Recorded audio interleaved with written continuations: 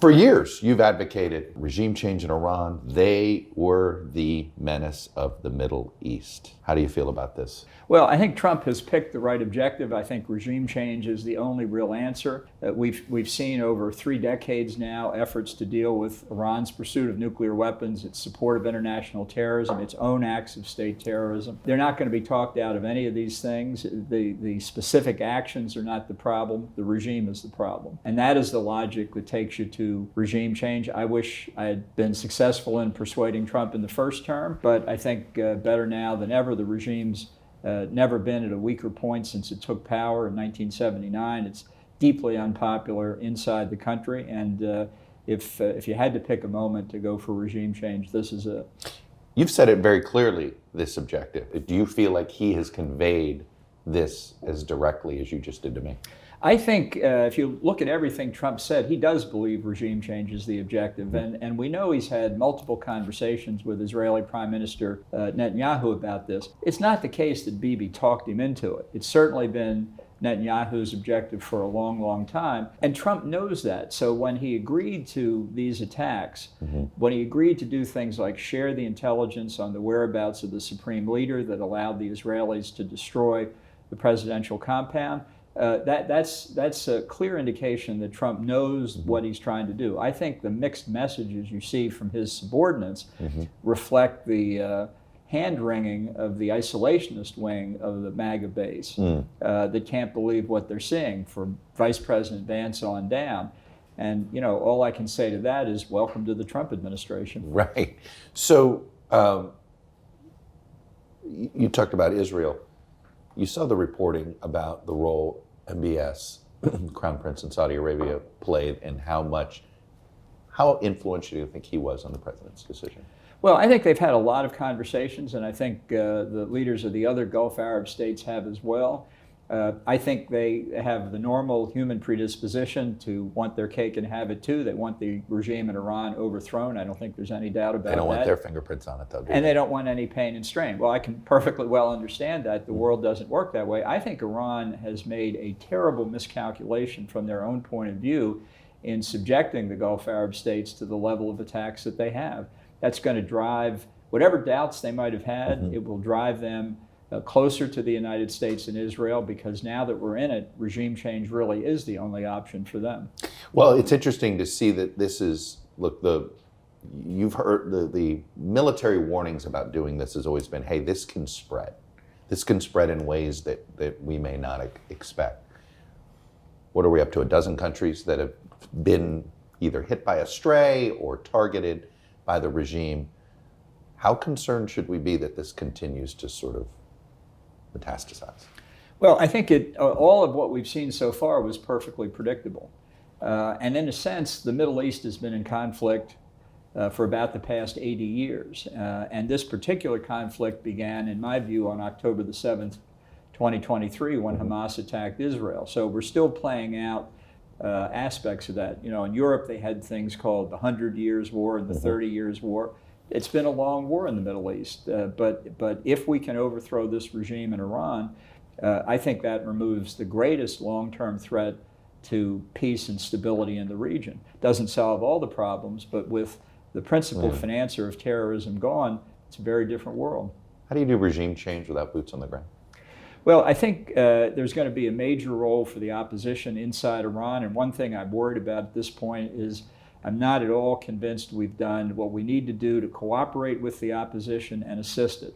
Where is the opposition? Because it's I think there seemed to be some hope that there was an organized opposition that was ready to go. And instead, it looks like they went underground due to the terror campaign that the regime inflicted on the protesters. I don't think inside Iran there is a lot of organization. Yeah. I think the good news and the bad news is the opposition is very widespread across the country, across all elements of society, which means the regime can't crush it because there's not a few leaders that they can take out. But what it means is we have to do a lot of work to help them. And I don't think you're going to see an immediate transfer from the combined regime of the Ayatollahs and the Revolutionary Guard to the opposition. I think there's going to be, in this case, an interim, some kind of perhaps military government led by generals in the regular, the conventional armed forces, not the I Revolutionary Guard. But a lot of people think the Revolutionary Guard can end up being the transitional. I don't think so unless they abandon their ideology. If you go far enough down and find lieutenant colonels and majors, maybe that's possible. But the way that they've tried to purify the Revolutionary Guard, that's their word for ensuring ideological conformity, leads me to think that's going to be very hard to find. So this is not going to be easy, but for the Iranian people, they've got to decide on an entire new framework for government post the Ayatollahs. You can't write that framework for them from outside and then come in and say, congratulations, here's what your government's going to look like. They've got to decide that themselves. It seems the president thinks that there's a Delcy Rodriguez solution here, that somehow that he can, a vice president, just like with Maduro, will suddenly just become compliant. And that, he wants to have a say in who's the interim leader, and he just assumes they'll become a client state. Venezuela's one thing. I mean, is this completely unrealistic, or is he onto something? No, I think it's delusional, particularly in the case of Iran. I don't think regime change has occurred in Venezuela yet either. I think it hasn't at all. She's part of the old regime. The Chavistas are still in power. Are they worried? Are they trying to appease the president now? Sure they are, but they're also playing for time, trying to shore up their power. They haven't given up. They haven't given up their ideology. Where's the Democratic opposition, the people who actually won the 2024 election? Why aren't we supporting them? I don't mean to go off on that tangent over here, but it doesn't seem to be supportive of the people that won the election. Yeah, look, it's a big mistake. The fact is that's the basis of legitimacy for our military action. We weren't overthrowing a government. We were moving usurpers who had stolen the election out of the way to make room for the people who actually won. I usually try to push down the conspiracy theorists that want to say, oh, he just did it for the oil. But now you start to look around and the critics that say he just did it for the oil, he's behaving like somebody who just did it for the oil. Trump is completely transactional, and the idea of making sales and moving hundreds of millions of dollars around appeals to him. But if you look at the proceeds of the initial sales of oil, 300 million of that was returned to the Central Bank of Venezuela.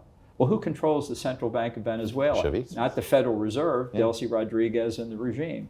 So I think it's a cautionary lesson to us, and particularly in the case of Iran. If you want to talk about a deep state, that's a deep state. And that's why destroying its capacity, destroying the Revolutionary Guard's capacity, the Quds Force, the Basiji militia, the threats, direct threats to us and our friends and allies, threats to the Iranian people, will destabilize the regime, because people will be seeing day by day that these instruments of state power can't protect themselves and can't protect the regime. Is civil war inevitable? I don't think it's inevitable, but it's a distinct possibility. This regime's been in power for 47 years, and there are millions of people in Iran with grudges to settle.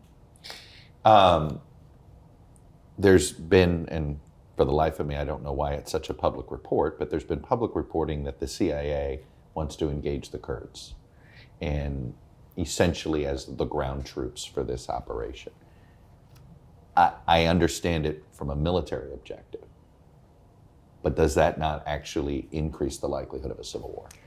The Kurds are one of the major non-Persian ethnic groups in the country. Depending on whose census you believe, Persians amount to 50, maybe 60%, so the ethnic minorities are an important factor. I don't think at the outset we should be favoring the dismemberment of Iran as a geographic entity, and I don't think the Kurds would be the premier force in any event, but I do think arming the opposition is something we should be doing.